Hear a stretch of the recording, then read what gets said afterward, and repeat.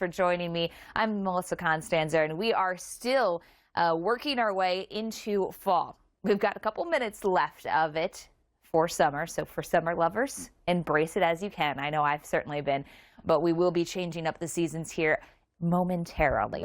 As we talk about the changes right now across the nation, it comes with some stormy skies in a few spots. I told you about the central U.S. getting showers and thunderstorms. There's plenty of them out here, anywhere from Denver and through Colorado, where we have that low sitting and spinning. There's some snow in the highest elevations there of the Rockies, but as you work your way east, you're finding it all rain and thunderstorm activity and a pretty wet go of things from parts of central Wisconsin south towards Texas at this point.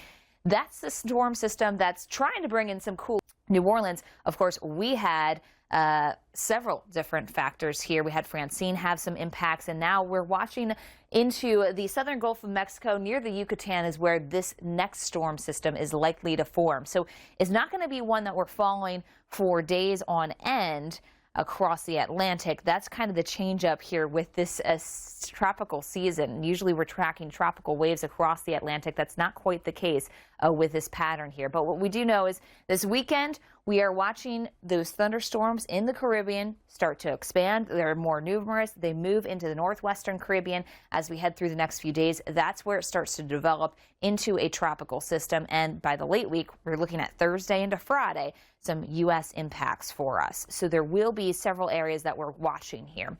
Let's start off with all those showers and thunderstorms here across the Caribbean, kind of stretched out there across the northwestern Caribbean. All this will lead into more energy for these storms to feed off of and become a tropical system. As it organizes in this region of the Caribbean and the Gulf of Mexico, historically, a lot of storms work their way into the central Gulf Coast, so it's no surprise that that could be one of our targeted areas, but we could also see that impact for Texas to Florida. Right now, it is looking a little bit more likely that the jet stream will come and collect this storm as it lifts northward Thursday into Friday, so that eastward movement is a little bit more likely at this point in time. So Florida will probably need to be on alert, but still don't let your guard down in Texas as we watch this jet stream lift its way or sag its way, or tropical system, if you will. So that's some really good news if we can see that, because it won't have a lot of time over the Gulf of Mexico to develop into something stronger. So those are the factors that we're keying in on. Of course, all of this is to say that you want to be prepared, stay updated throughout the week, and of course, be ready for some of those changes to your plans. Of course, we have been cleaning up, too, in states like North Carolina from what has been so much wet weather. Aaron Jack has a look back to the skies. If you are traveling, though, across Florida, you'll encounter some thunderstorms near the Miami area and through central Florida.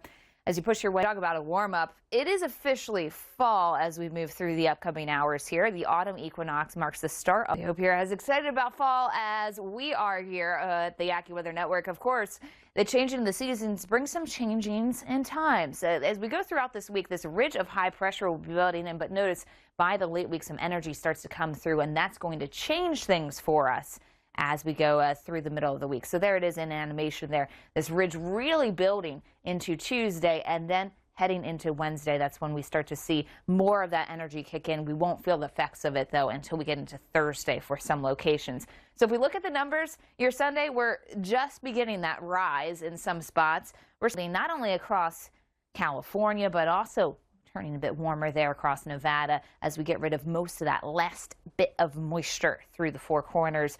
So Denver, mostly cloudy, 80 for that high, but preparedness month. And here at AccuWeather, we stress the importance of making a safety plan for your family ahead of time.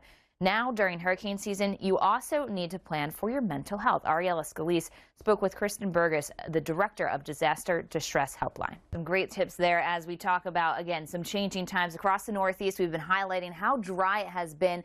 The Cape recently getting some rainfall, but as we head through your Sunday, warmth still holding on across the Great Lakes. The showers very limited. The front is still off towards the west. The next one that will make a difference is the last one. Just kind of fizzles out, falls apart here over places like it's about to change because we keep kind of that cool impact here towards the coast, and we add in the moisture as we head into Monday.